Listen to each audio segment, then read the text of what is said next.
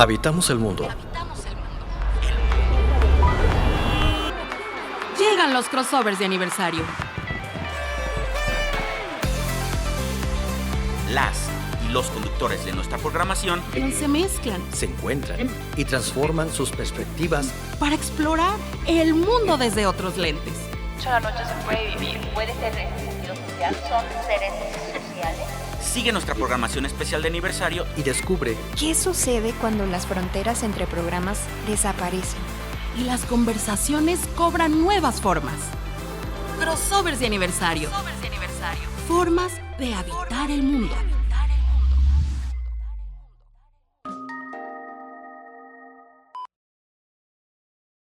Cada mañana, todos despertamos en el mismo planeta, pero no habitamos el mismo mundo.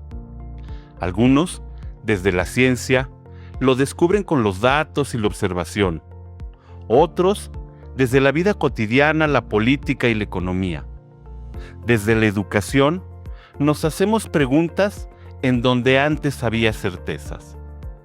Habitar el mundo es escucharlo, sus contradicciones, sus paradojas, lo que sabemos y lo que ignoramos, lo que construimos todos los días juntos.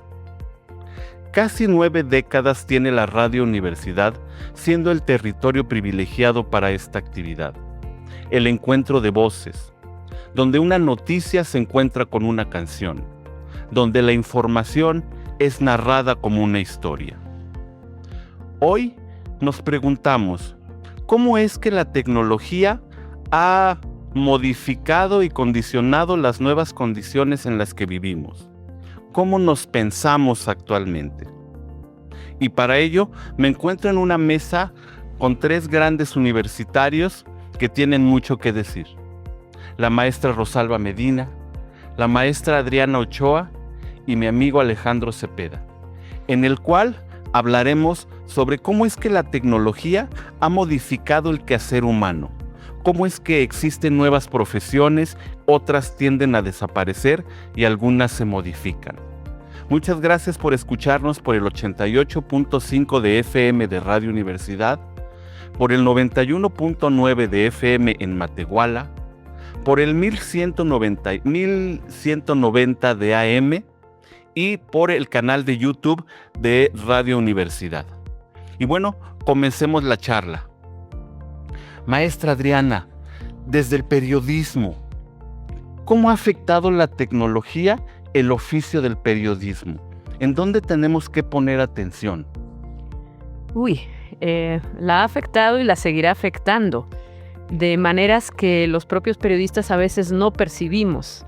Y hay muchísima resistencia por la velocidad a la que van los cambios.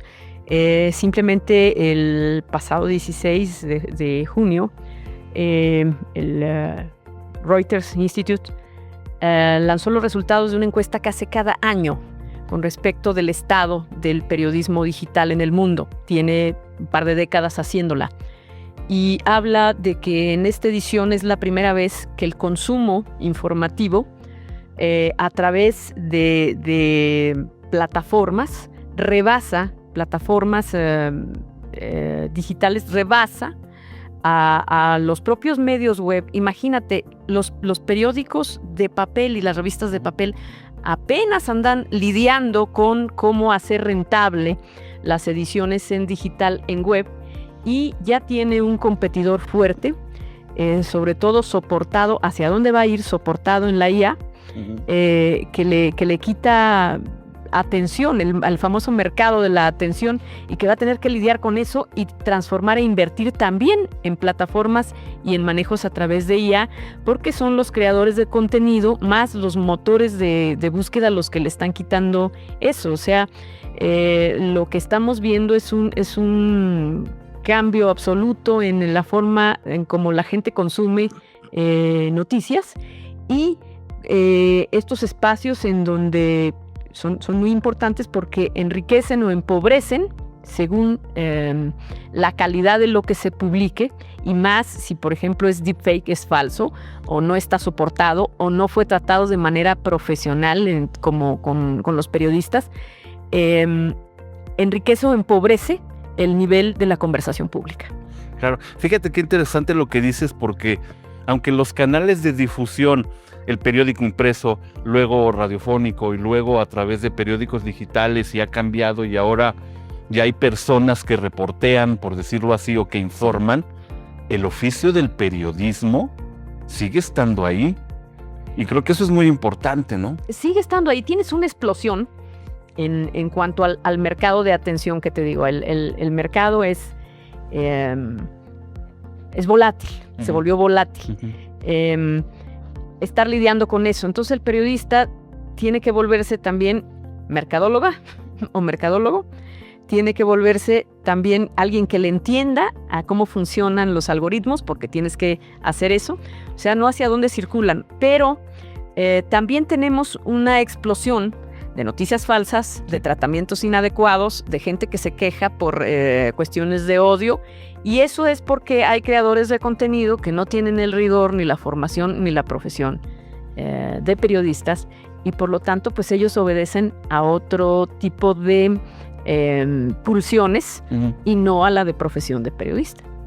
Eso es importante, la ética y la formación, las nuevas competencias, ¿no? Y desde luego la técnica de buscar datos y de la manera de presentarlos, la técnica y ciertas formas que en un tiempo se consideraron obsoletas y que ya regresaron precisamente ante la necesidad de darle una forma más profesional a los contenidos, ya no solo de los periodistas, sino también de creadores que están en todos lados. Pueden ser activistas, pueden ser gente de espectáculos, comediantes, y están ligados al mundo de las noticias. Vamos, son una cuestión al margen del periodismo, pero no desligado de él.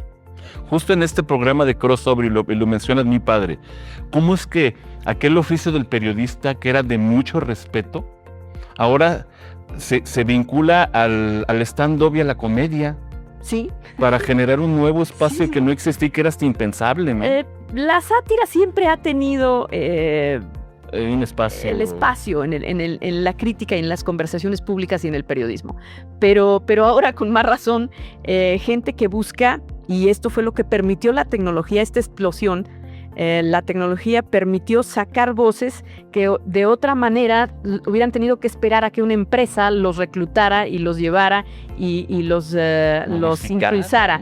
Ahora no, con un celular tú puedes hacer tu propio contenido y subirlo y administrarlo y manejarlo, pero vamos, eso es competencia. Y una de las cosas que se tienen que preguntar mucho los medios, y han tardado mucho en hacérselo ver, y lo pregunta Reuters Institute, y en esta encuesta la hace en sociedad con la Universidad de Oxford, pregunta el por qué la gente prefiere eso. Es que son más entretenidos y son más directos para hablar que los medios formales. Sí, claro. Y no tienen el peso del medio. Así es. ¿No? Maestra Rosalba, desde la ciencia, ¿qué nuevas profesiones, cómo ha cambiado la generación de conocimiento científico con este advenimiento de nuevas tecnologías? Que ni tan nuevas ya. No, sí, no son tan nuevas. A mí me gustaría recordar que el tema de la automatización lleva muchísimos años en análisis, en discusiones, en muchos papers, sobre qué impacto iba a tener la tecnología, la automatización para desplazar la mano de obra. Y sí hay datos, pero más que desaparecer, se están configurando hacia nuevas profesiones, hacia nuevas habilidades, hacia nuevas competencias que exige el mercado actual. De acuerdo con la OCDE, de los últimos datos que se tienen, un 14% de los empleos actuales desaparecerá. Sin embargo, y desaparecerá por la automatización que estamos viendo ya en muchas empresas, por las nuevas tecnologías, las tecnologías emergentes, pero también un 32% de los empleos actuales se transformará. Esto, contrastado con otros datos que maneja el World Economic Forum, dice también que para el 2027 el 25% de los empleos van a cambiar significativamente. Y esto nos lleva a preguntarnos qué carreras son las que van a permanecer en el mercado y qué carreras tenderán a desaparecer o a reconfigurarse. Y yo creo que ahí es bien interesante todas las discusiones que se vierten al respecto, porque las carreras tendrán que evolucionar hacia nuevos perfiles. Hoy en día, pues escuchamos que hay que estudiar carreras en STEM, sobre todo en ciencia, tecnología, ingenierías y matemáticas, y allí las carreras que pues, sobresalen como carreras del futuro, que en realidad ya están. Si nosotros analizamos también la oferta académica que hay en el mundo, en México, aquí en San Luis Potosí, pues ya nos vamos a topar con temas como inteligencia artificial, ciencia de datos, ciberseguridad, programación, robótica, biotecnología. Esas son como las carreras que nos presentan que hay que impulsar a las nuevas juventudes a estudiar, porque son las que va a requerir y ya está requiriendo el mercado. Y hay otras que se van a reconfigurar a lo que ya está sucediendo con el tema tecnológico. Por ejemplo, en la parte de salud, ahora se escucha hablar de la robotización o de la telemedicina. Y no es que vaya a desaparecer la medicina en sí, sino que va a adaptar nuevas tecnologías que ya exige pues esta nueva reconfiguración tecnológica. Hay algo que de todo este análisis que se ha realizado, se ha preguntado, se han cuestionado, y es ¿cuáles son aquellas carreras que realmente van a sobrevivir? Pues aquellas que requieran las habilidades que la inteligencia artificial no pueda replicar fácilmente o la pueda reemplazar. Y es que también caemos en el error de considerar que la IA nos va a desplazar.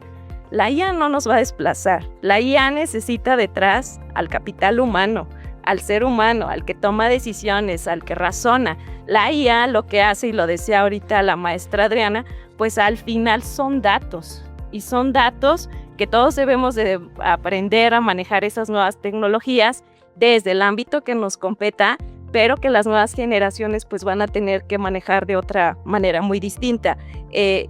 Toda aquella carrera que requiera de ese componente humano, pues ahí va a estar, solo que de una manera distinta.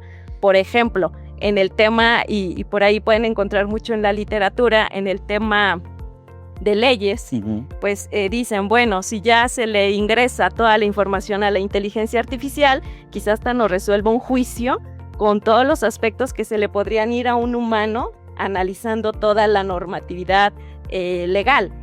Sin embargo, ahora con estas nuevas tecnologías plantea retos bien interesantes. Sí, pero ahora la nueva tecnología nos va a exigir abogados que manejen el tema de propiedad intelectual, que cuiden la ética y la regulación de lo que se genera con toda esta nueva tecnología, y que de hecho la inteligencia artificial pone sobre la mesa, ¿no? Yo creo que el principal componente es cómo va a estar el tema de la ética en la aplicación de la inteligencia artificial para todas las profesiones. Entonces, no estamos ante una crisis del mercado laboral, más bien tenemos que aprender a reconfigurarnos. Esto no es nuevo, esto es de hace ya muchísimos años, y yo creo que ahora los jóvenes se tienen que centrar también, y las nuevas carreras que emerjan de las distintas instituciones académicas, a personas que vuelvan a poner mucha atención en cuanto al pensamiento crítico, que eso es lo que se debe aprender en las escuelas, a la adaptabilidad y a la alfabetización digital. Claro, y qué padre que lo mencionas. Y bueno, pues ese es menester de la universidad, estar monitoreando y observando los cambios y las necesidades sociales en los distintos ámbitos profesionales para poder ofrecer respuestas. Y el camino es esta figura de los crossovers, de hablar desde distintas perspectivas de los mismos objetos de estudio para complejizarlos y tener una mirada más amplia en un mundo que crece. Alex, pues estaba la maestra hablando sobre cuestiones de ética, derecho. ¿Qué nos platicas tú respecto a cómo la tecnología está modificando los oficios y los trabajos en esta nueva era? Muchas gracias, Mariano. También agradecer la oportunidad de charlar con tres grandes personas universitarias y expertas acá en los micrófonos de Radio Universidad. Me encantó que hayan tocado entonces el tema de la justicia y del derecho, porque ahí sí entonces podría podría opinar un poquito. Es interesantísimo ahorita que estamos hablando justo de cómo se está transformando la forma de educar, pero también la forma de aprender, ¿no? Eso me parece muy interesante porque coincido con Adriana y con Rosalba que creo que las profesiones no van a desaparecer, sino nada más va a transformarse la forma en la que se aborda, ¿no? Y de la misma manera me llamaba mucho la atención ahorita que hablaban poquito también de la justicia, ¿no? Porque hay un tema acá desde quienes estudiamos Derecho, el tema sobre la justicia algorítmica, ¿no? Que es algo importantísimo, que es algo que bien apuntaba Rosalba, porque ahora quizás un problema podrá identificarse con un algoritmo y entonces la codificación o la normativa aplicable también estará traducida a un algoritmo que entonces una computadora lo va a resolver. Y eso me parece maravilloso, pero también debo decir que como operador del derecho también me parece aterrador. Vale. Habrá muchas cosas que hacer al respecto. Estonia es uno de los países que ha llevado a la vanguardia en transparencia, en seguridad digital, en todo este rollo. Ellos lograron tener todo su gobierno en una memoria USB. Si se me vale la expresión toda, ¿no? El ejemplo. Entonces, a manera de que tal vez ante una posible que se borre, ¿no?, la nube con toda la información, pues ellos tienen algunas memorias en donde pueden restaurar de pronto todo su sistema, ¿no? Y en eso incluye también su sistema de justicia, porque lograron que en la primera instancia, cuando menos en la justicia más ordinaria, se empezaran a resolver cosas de esta manera, ¿no?, a través de la justicia algorítmica. Y esto me parece maravilloso. Habrá que regular más cosas, sí. Que las universidades que deberán de empezar a enseñar, o los profesionales del derecho que acuden a las aulas universitarias, que van a empezar a exigir que se les enseñe, pues justo utilizar la tecnología, ¿no? Yo recuerdo, aquí Adriana no me dejará mentir, alguna vez en el consejo directivo acá de la universidad se situaba justo una discusión sobre la materia de inteligencia artificial, y recuerdo que en la Facultad de Ciencias está desde los años 80 en la matrícula universitaria. Entonces sí coincido también que no es nada nuevo, sin embargo creo que sí tuvo un arrancón, ¿no? De pronto, cuando estas empresas, Alphabet, que está detrás de Google, o Nvidia, ¿no?, que también tiene la mayor parte de la inteligencia artificial y el manejo, de repente salieron al mercado y se fueron con todo, ¿no? Y entonces esto exponenció de una manera importante la necesidad o la falta del conocimiento que teníamos al respecto de esto, ¿no? Y eso a las universidades creo que nos pone en un aprieto maravilloso, porque se han ido modificando los planes de estudio, ¿no? Y no me dejarán mentir, pero creo que todas las áreas del conocimiento le agregan algo que tenga que ver con inteligencia artificial, ¿no? Entonces, periodismo con inteligencia artificial, medicina con inteligencia artificial, ciencias de la inteligencia artificial, la arquitectura con inteligencia artificial, y eso también pasa en las ciencias sociales, ¿no? En el derecho, en el estudio de las letras, de la filosofía, todo indiscutiblemente estará abordado en las aulas universitarias con una perspectiva de inteligencia artificial. Y también otra pregunta que pudiera yo lanzar acá para volver a pelotear el tema es si verdaderamente entonces ahora hay que venir a estudiar a las aulas universitarias. Creo que conocemos bien esta plataforma digital de educación que se llama Coursera, ¿no? Sí. Que saca su reporte de habilidades, ¿no? Y entonces justamente la educación le estaba apostando ahora a la microcredencialización, evidentemente apoyada desde plataformas tecnológicas con inteligencia artificial, más allá de las aulas universitarias. Entonces, inclusive hasta el aula universitaria está transformándose. No creo que vaya a desaparecer, creo que estamos justo como algunas profesiones que creo que no podemos hablar de que vayan a desaparecer, pero sí estamos parados en un momento de la historia de la humanidad en que hay que replantearnos todo el tema de la educación. ¿Cómo estamos educando, pero cómo estamos aprendiendo? Claro. ¿No? Con este tema de la inteligencia artificial me gusta pensar que ya no hay que profesionalizarnos tanto en las cosas, sino que hay que tener capacidad para seguir aprendiendo las cosas. ¿No? Sí, claro. Si me permiten. Fíjense que hace unos días por ahí el doctor Carlos Iván Moreno en Milenio hacía un análisis bien interesante.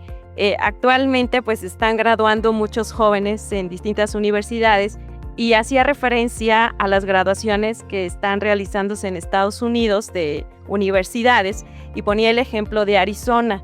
En esa graduación, en esa ceremonia de graduación, fue el expresidente de Google a dar una charla y cuando mencionó y elogió a la inteligencia artificial, lo abucharon.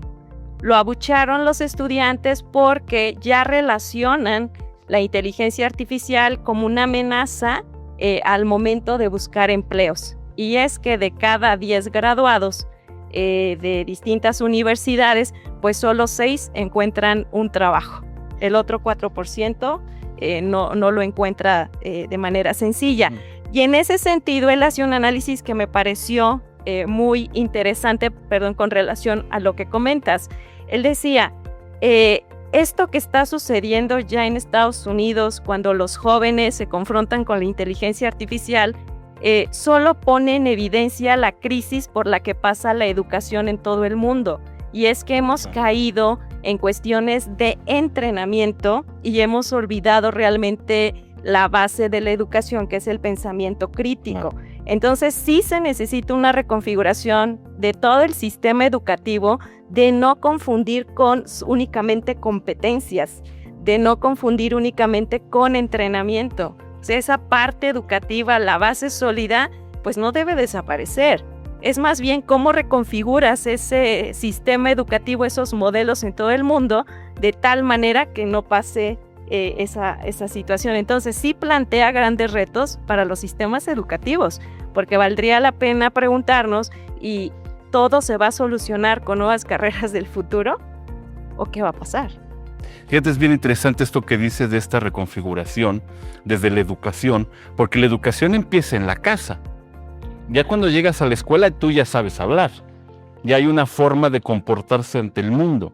Y entonces, bueno, pues en el programa en el que tenemos el honor de participar, ahí me gusta mucho hablarle a los padres de familia, a los tíos, a los vecinos, que tienen contacto con personas jóvenes, porque ahí empieza la educación, ¿no? Cuando te relacionas con otras personas, ¿no? Y entonces esta reconfiguración creo yo que tiene que ver más que con la especialización de conocimientos, de saber algo. Haré un paréntesis. En educación hablamos de que el modelo competencial, para ser bueno para algo, tú tienes que tener ciertos conocimientos, ciertas habilidades y ciertas actitudes. Y los modelos educativos formales habían privilegiado el conocimiento y la habilidad. Que sepas un tema y que sepas operar ciertas formas de tecnologías o incluso de lenguajes. Pero yo creo que esta reconfiguración tecnológica pone el énfasis en las actitudes. Ahora al educando desde niño hasta posgrado, ya no hay que enseñarle tanto conocimientos y habilidades, sino más bien actitudes. Una actitud abierta a la tecnología, una actitud hacia la curiosidad, hacia la responsabilidad social, hacia la ética. Cosas que, como decías tú, maestra, tiene que ver más con este factor humano que con un algoritmo tecnológico. ¿Cómo poder hacer? Y lo que decía también Alex, ¿no? Y las universidades seguirán siendo espacios, claro que seguirán siendo espacios, pero cada vez serán menos espacios de dotación de conocimiento como espacios para el diálogo, el apoyo, la apertura a la innovación, la apertura a lo distinto. La clásica de la inteligencia artificial, ¿no? Me acuerdo de los pintores mirando a los fotógrafos como diciendo, esto no es arte, ¿no? O me imagino a los diseñadores con su respirador viendo al nuevo diseñador con Photoshop y diciendo, esto no es diseño. Y tanto la fotografía como el Photoshop están ya completamente integrados en la dinámica, por lo menos de los lenguajes visuales. Y vendrán más cosas, porque el ser humano es curioso y es creativo y seguirá desarrollando tecnologías. Y entonces creo yo que el nuevo profesionista tendrá que ser una persona muy abierta al cambio, a dialogar con lo distinto, a romper las barreras no del otro, sino las propias, para poder ser pertinente en un mundo que cambia constantemente. ¿Cómo la ves, maestra? Creo que ni siquiera es una evolución. Va mucho más allá.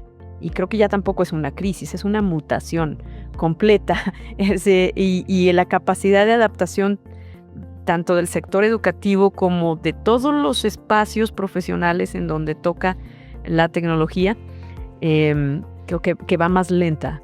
y va a tener que transformarse. Sí, en efecto, el mercado por ahora te pide no tanto qué capacidad tienes de pensar, sino qué sabes hacer, pero es insuficiente.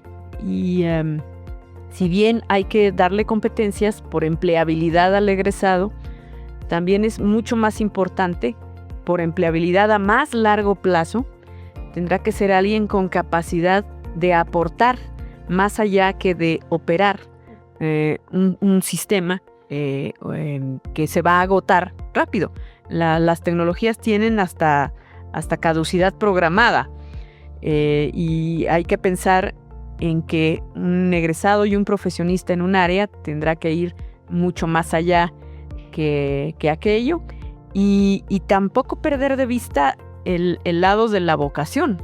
Uno puede ofrecer como universidad las carreras que uno supone que están que demanda el mercado, cuando las aspiraciones de los jóvenes son algo muy distinto. Sin duda.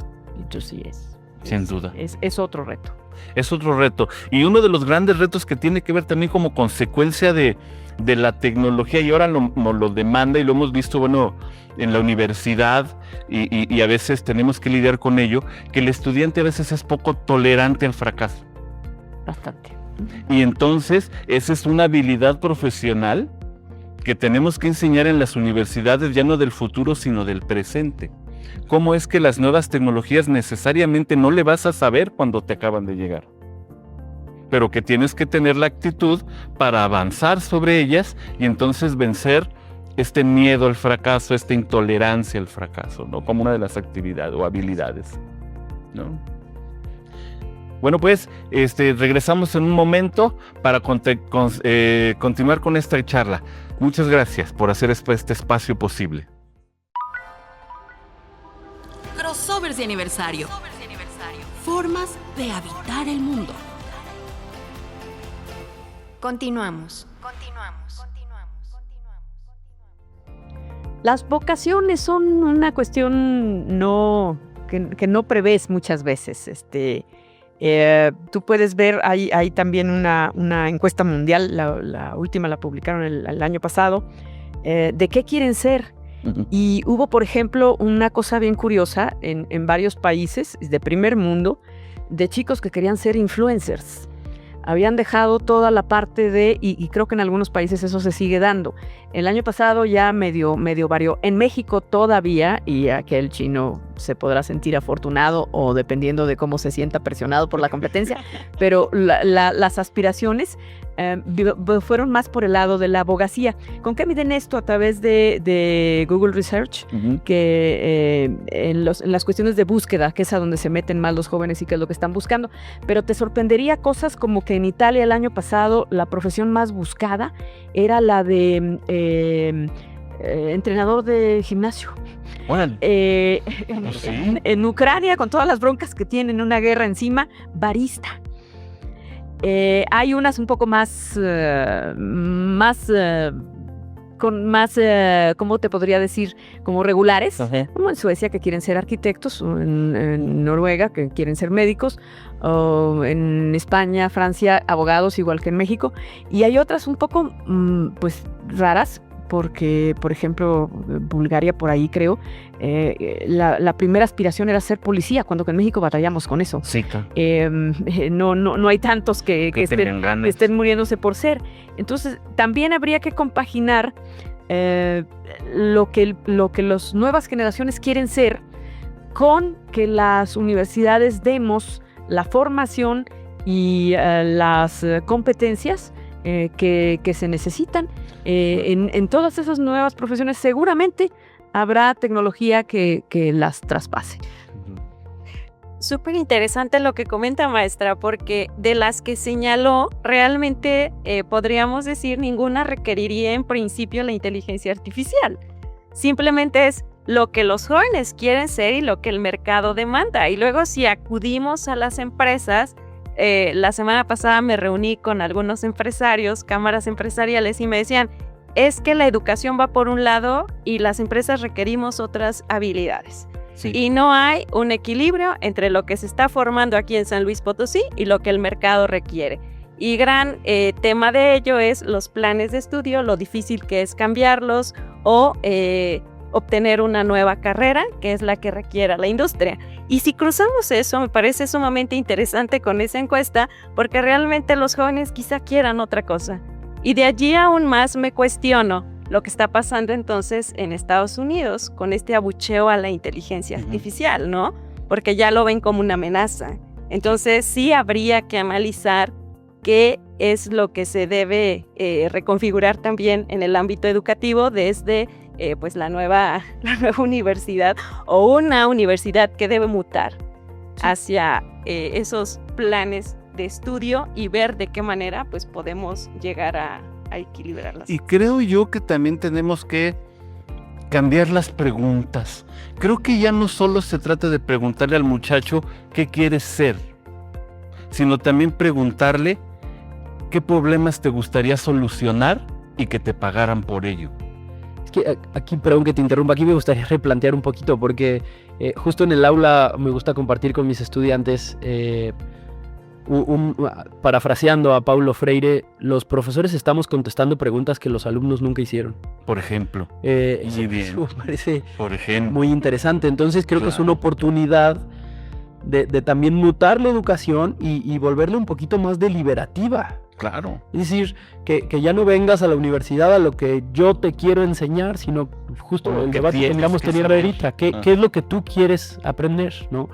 Ahorita en el intermedio platicábamos, y quisiera traerlo a la conversación, los resultados del Global Skill Report, que justamente también publica Coursera, sobre cuáles son las asignaturas que más busca la gente estudiar.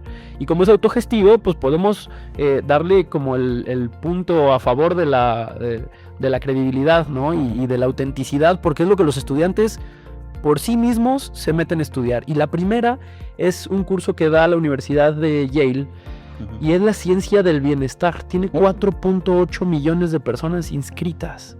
La ciencia del bienestar. Qué interesante. Quiero ver si alguna otra universidad acá se plantea una materia en ese sentido.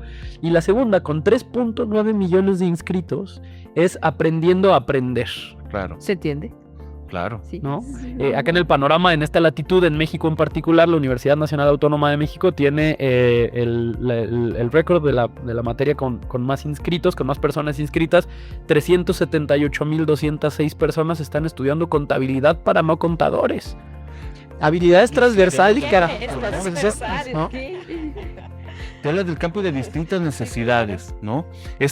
Se me hace bien interesante ese dato, porque la pregunta que yo le hago a mis estudiantes es, no es qué quieres ser, es qué problemas quieres solucionar del mundo.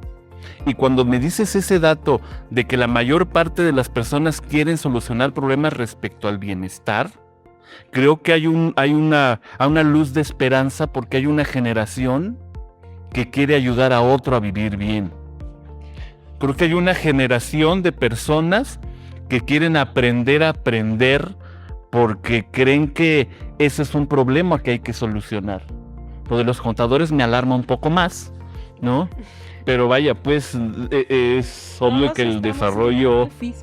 Sí. La seguí mis finanzas personales. Sí, Y creo que hay una gran necesidad de entender el sistema tributario y de cómo no meterte en problemas. Eso lo veo. Igual que el de aprender a aprender, vivimos tiempos tan volátiles que te cuesta mucho trabajo desaprender lo que toda tu vida hiciste. Claro. Y tienes que ponerte con una nueva actitud y habilidades para asumir las novedades que tienen que ver con tu profesión y con la vida que llevas.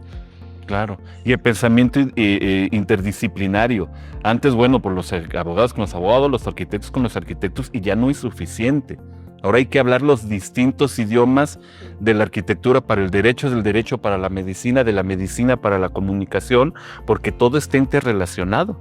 Claro, y simplemente bastaría analizar, no es que nos vayamos a convertir en contadores, es conocer en la materia para entender el funcionamiento en el que nos movemos prácticamente todos. Hoy desde los 18 años pues ya se liga al sistema tributario mexicano a los jóvenes, Entonces hay que conocer, yo creo que por ello hay esa relación, y también la del autocuidado, porque antes un poco se satanizaba el tema psicológico, el tema de tengo problemas y hay que ir a, y hoy en día muchísima gente, muchísimos jóvenes lo demandan por todos estos cambios tecnológicos que antes no se visualizaban como tal, y que eso, la inteligencia artificial no lo reemplaza, ni lo va a reemplazar. Hoy en la mañana consumo shots de información. Vi inteligencia artificial también. Y justamente con información del Economista, y que tiene que ver con el autocuidado, y también con otro tema que creo que es muy importante abordar acá, que tiene que ver con la salud mental. Claro. El Economista reporta que 62% de los trabajadores y trabajadoras mexicanas reportan burnout, ¿no? Es un tema que también está íntimamente ligado al tema de las nuevas profesiones, ¿no? ¿Cómo vamos también a reeducar o a reaprender para cuidar el bienestar personal, ¿no? Evidentemente trabajar es una necesidad, ¿no? Producir es una necesidad, y para esto la idea o el mejor camino es la profesionalización, ¿no? Y en este camino el estrés está acabando con nuestras juventudes mexicanas, pero también con quienes ya están insertos en el mercado laboral. ¿Ahí qué opiniones? Y yo creo que más, porque imagínate estudiar una carrera, trabajar tantos años, y después de tantos años que te digan que ya cambió, debe de ser difícil, ¿no? Me sorprende la queja de burnout porque, México no es un país de alta productividad. Hay países con una productividad más alta, o sea, que las horas de trabajo se capitalicen o se reflejen en un altísimo valor de que sea lo que produces. México no tiene eso, lo han reclamado mucho las cámaras empresariales. Sin embargo, tenemos un desgaste, como si en verdad tuviéramos unos estándares de productividad. Y tiene que ver, yo creo que mucho con la búsqueda de otras opciones. Te diré yo lo que conozco del periodismo. Decía por ahí un periodista español que dedicarte al periodismo es la forma más divertida de ser pobre. Los sueldos nunca han sido muy altos, y casi todos los que conozco hemos tenido que buscar otras fuentes alternativas de ingreso. Pero no solo los periodistas, es muy común en México que tienes un empleo de 8 a 3 y necesitas, no sé, los 15 años de la nena que vienen, o algún gasto especial, o las vacaciones, y te buscas otra entrada de dinero y te buscas otro turno.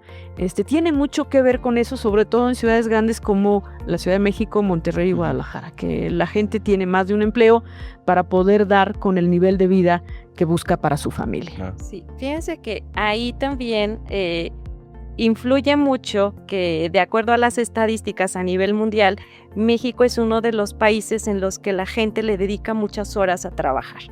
Pero, como decía la maestra Adriana, lamentablemente, si nos comparamos con otros países, esas tantas horas que se le invierten no son productivas como en otros países. Y ahí es donde entra el tema del estrés laboral. Y es que los mexicanos somos mal organizados.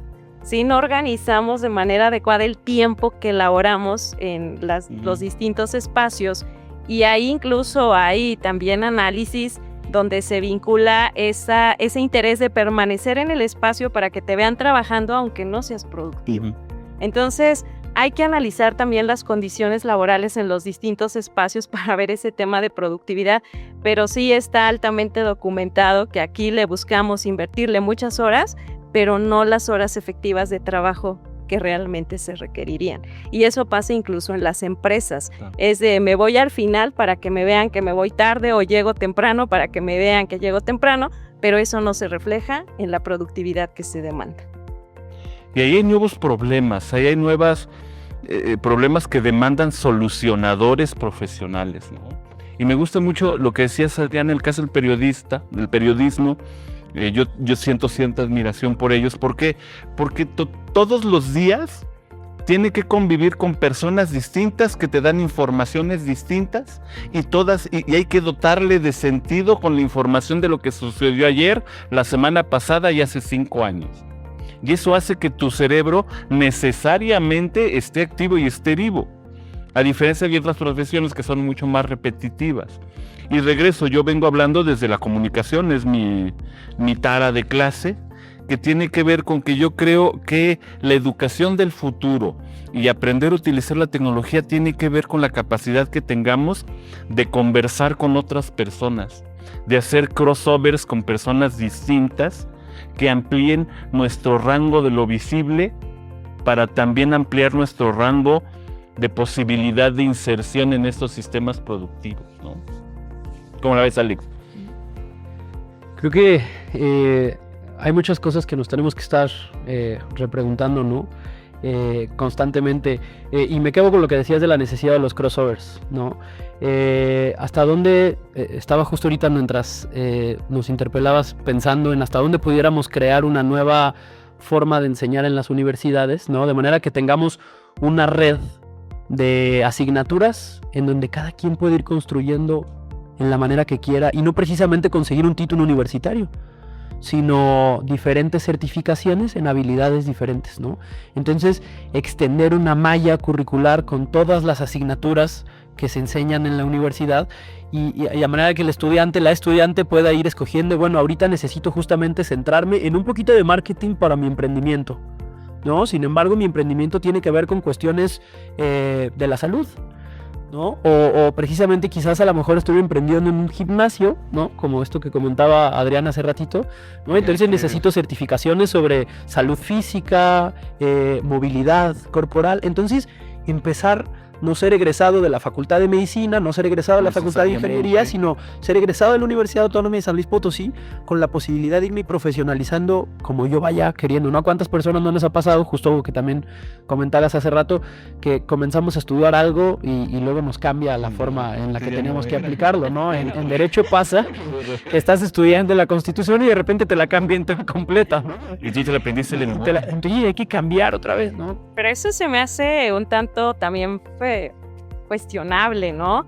Porque pasamos de la alta especialización, en que eres el especialista de algo que también tiene sus riesgos, y de hecho hoy nos dicen, tampoco ya se requiere de esa manera, a pasar a muchísimas competencias que te hacen todo y nada.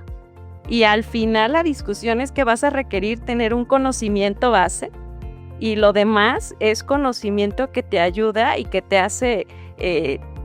Te ayuda con esos soft skills que requieren los distintos espacios, pero realmente tú debes de tener una base. Entonces creo que no nos tenemos que ir ni al extremo del especialista al que lo sabe todo y no sabe nada. Creo que debiera haber un punto medio y creo que ese sería el reto de la discusión en la formación educativa que nos está pasando.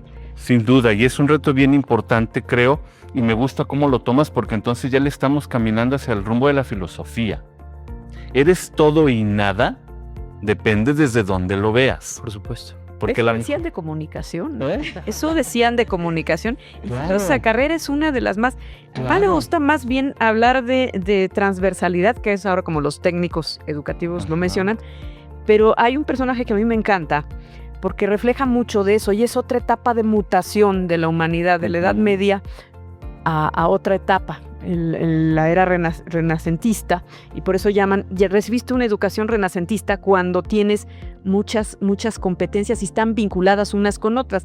Y este personaje que a mí me encanta es Leonardo da Vinci, que es uno de los primeros grandes anatomistas de la historia, de manera ilegal, porque la iglesia no lo permitía, y él se mete a estudiar anatomía, qué músculo de la cara, músculos de los brazos, cómo era la conformación, por la necesidad artística de desarrollarlo. Entonces lo que quiero reflejar cómo se vería esto en movimiento.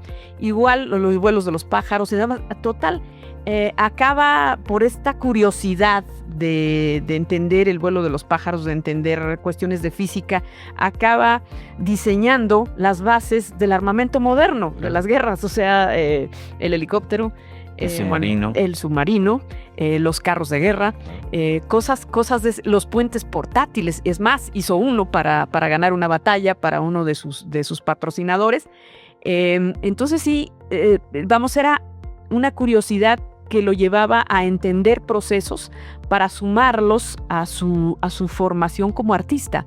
y como arquitecto. Entonces yo creo que probablemente estamos en una etapa histórica muy especial que tiende a eso. Sí, claro. La transversalidad. Sí. claro. Ahorita me hizo recordar una anécdota que cuentan de Leonardo da Vinci y Rafael. Rafael, pues su máxima obra es la Sagrada Familia, y decían que ellos se confrontaban porque el uno no consideraba al otro escultor, el otro no lo consideraba pintor.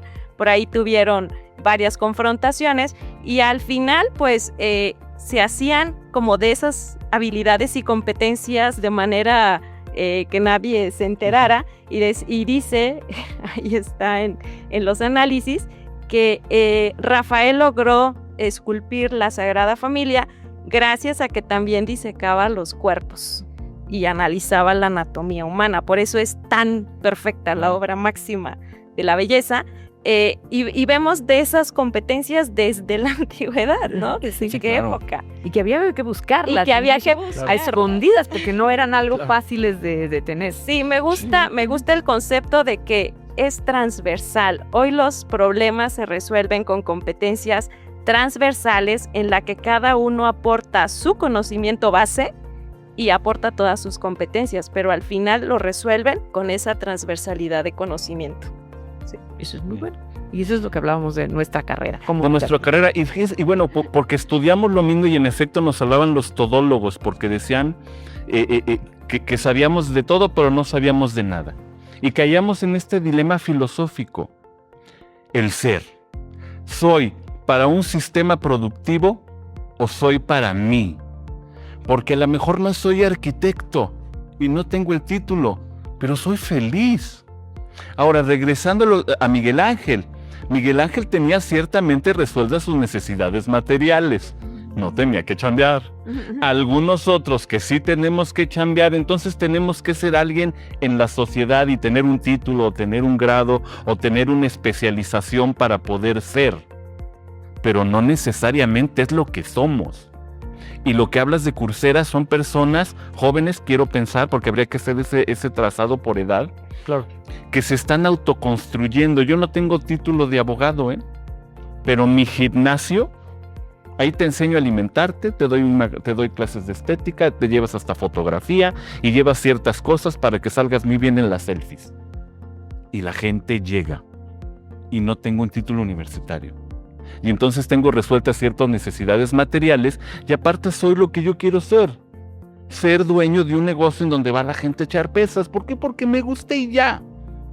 Y entonces la educación empieza desde la filosofía, desde cómo enseñamos a nuestros hijos, a nuestros sobrinos, a ser alguien en lo social, a ser alguien para sí, y obviamente a ganarse el sustento de cada día, porque pues tampoco lo regalan, ¿no? Y hay que ser alguien, y hay que graduarse y posgraduarse para entonces acceder a otro tipo de oportunidades. Sí, tu tema es la especialidad. Si tú tienes especialidad, ¿no? Y creo que esa discusión es muy necesaria y muy importante, y más porque estamos sentados en una universidad pública. Claro. ¿No? ¿Hasta dónde estamos estudiando para retribuir a la sociedad lo que la sociedad está haciendo por nosotros a través de la universidad pública? La sobreespecialización de la que hablaba la doctora Rosalba hace un momento, sí, quizás tendremos un médico especializado, no nada más en ojos, sino en retina y Izquierda. tal edad, izquierda, con tales características, pero esa sobreespecialización que seguramente va a ser necesaria o es necesaria, lo va a volver también impagable quizás por algún sector de la sociedad. Entonces, ¿de qué le sirve a la sociedad, ¿no? Mantener en pie una universidad pública que está sobreespecializando personas que quizás después no van a poder ser utilizables por el grueso de la población, ¿no? Uh-huh. Ahí el tema también del capitalismo y del consumismo también en las nuevas profesiones y con las necesidades de inteligencia artificial, creo que también es un debate importante y necesario, repito, desde la universidad pública en la que estamos sentados. Y por eso lo hablamos aquí, ¿no? Creo que y con mucha fortuna, ¿no? Poder hablar en estos espacios universitarios, lo que tú decías también, y regresando a nuestra universidad, los sistemas de internacionalización, nuestros estudiantes pueden ir a estudiar materias a otras universidades que no solo complementa las materias que llevan en Argentina, España o Alemania, sino que aprenden otras formas de vida, de vivir, de tomar agua, ¿no? Dicen que en Europa No. toman agua del grifo. O de asumir las cosas o de resolver problemas también. Claro. Eso es también importante, ¿no? La verdad que mencionaba la especialización en una experiencia personal, un problema de rodillas que me llevó 2 años andar yendo con especialistas en huesos, en ligamentos, en cosas así. Me lo vino resolviendo un médico general del ISSSTE. Sí, claro. Cuando me dio la solución que era infiltrar las rodillas de cierta forma, digo, bueno, ¿no me vas a canalizar con el especialista? Me dijo, no, y eso te lo resuelvo yo, en lo que tú eres médico general. Y me dice, sí, nada más que fui médico general del equipo Santos Laguna de fútbol durante 4 años. Y yo tenía la obligación de parar al jugador, un jugador que está en la banca, es un jugador que es improductivo. Yo tenía la obligación de pararlo a como fuera el lugar, y lesiones como la tuya la traté muchas veces. Y me lo resolvió. Se volvió especialista. A su manera, de la experiencia, que esa es otra parte que la IA no va a resolvernos. La parte de la experiencia y el contacto con gente que ya trabajó en ello. Claro. Y resolver problemas, no es el grado. No. Yo le resuelvo un equipo. Y el equipo supongo que lo blindó, ¿no? De alguna manera. Estoy segura que le hubieran metido mis radiografías, mis resonancias, todo lo que me trajeron haciendo durante 2 años a la IA, y hubiera llegado a las mismas conclusiones que los especialistas que no vieron pie con bola. Claro. Eso es creo. Y el valor de la experiencia. Y entonces las universidades también deben de ser campos de experimentación, en donde la experiencia se adquiera. Sí, el libro, claro, nunca vamos a dejarlo, ¿no? Pero que puedas trabachar, que puedas practicarlo, ¿no? Y bueno, pues estamos a punto de cerrar. Alex, maestra Adriana, maestra Rosalba, algo para cerrar. Bueno, en esta especie de mutación hay que tener la cabeza abierta a nuevas ideas y no olvidar que la universidad viene de Universum, que los universitarios somos muy diversos y que el diálogo para transformar y el diálogo para crecer y caminar todos juntos es básico. Maestra Rosalba. Sí, a mí me gustaría cerrar esta participación comentando que el peligro real no está precisamente en el tema de la inteligencia artificial. Sí, el futuro laboral no está amenazado por la inteligencia artificial en sí. En realidad, por lo que nos debemos preocupar todas las juventudes, todos nosotros, es aprender a manejar esa inteligencia artificial y hacernos de más competencias. Me gustaría también rescatar lo que aquí se ha hablado, compartamos conocimiento y solucionemos problemas desde un enfoque transversal y multidisciplinario. Creo que eso es lo que demanda la sociedad. Unamos el conocimiento y a veces no se requiere ser, como decía la maestra Adriana, tan especialistas, súper especialistas. Alex. Gracias, pues también siempre me he sentido afortunado, ¿no? Soy por ser profesor universitario, porque justamente en este rebote de ideas adentro del aula universitaria es en donde creo que más se pueden ampliar estos temas de discusión, ¿no? Entonces sí, centrarnos en una filosofía de la respuesta, pero también en una filosofía de la pregunta. Entonces quizás yo cerraría con eso, ¿no? La intención o la invitación a no dejarnos de preguntar qué está pasando, ¿no? Y más, repito, desde la universidad pública en la que estamos sentados, fortalecer la democracia deliberativa, preguntarnos cosas, charlarlas y escuchar todas las opiniones para construir, escuchando todas las voces que hay en los escenarios. En efecto. Y este crossover no puede estar completo sin su opinión. ¿Y qué piensas tú que nos has escuchado? Eso es muy importante en la construcción de este discurso, de estas nuevas realidades, y que también nos permite a nosotros ampliar el mundo. Nos puedes escuchar, nos puedes seguir por nuestras redes sociales, por nuestros sitios web. Nuestras estaciones son el 88.5 de FM en San Luis Potosí, el 91.9 en FM en la ciudad de Matehuala, el 1190 de AM también en la ciudad de San Luis Potosí, y a través de nuestro canal de YouTube, que es Radio y Televisión UASLP. Y bueno, ha sido un placer platicar con ustedes y te invitamos a que sigas enriqueciendo esta conversación a través de tu opinión. Siempre autónoma, por mi patria educaré. Habitamos el mundo. Llega Llegan los crossovers de aniversario. Las y los conductores de nuestra programación Se mezclan Se encuentran y transforman sus perspectivas para explorar el mundo desde otros lentes. Solo la noche se puede vivir. Puede ser en sentido social. Son seres sociales. sigue nuestra programación especial de aniversario y descubre ¿Qué sucede cuando las fronteras entre programas desaparecen? Y las conversaciones cobran nuevas formas. Crossovers de aniversario. Formas de habitar el mundo.